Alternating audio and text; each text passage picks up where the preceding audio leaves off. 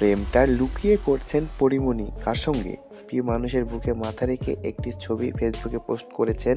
যদিও সেই ছবিতে ভালোবাসার মানুষকে প্রকাশ্যে আনেননি অভিনেত্রী, কেবল শুধু হাত দেখা গিয়েছিল।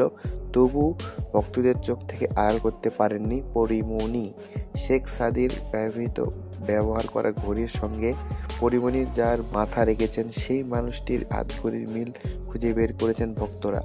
বিষয়টি বুঝতে পেরে দ্রুত ছবিটি ফেসবুক থেকে সরিয়ে নেন অভিনেত্রী। ততক্ষণে অনেক দেরি করে ফেলেছেন তিনি।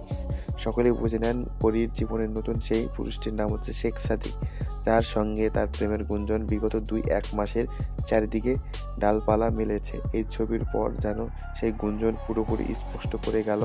এই দুই তারকার ঘনিষ্ঠ এর পরিচয় বর্তমান পরীর জীবনের অন্যতম গুরুত্বপূর্ণ মানুষ শেখ সাদী।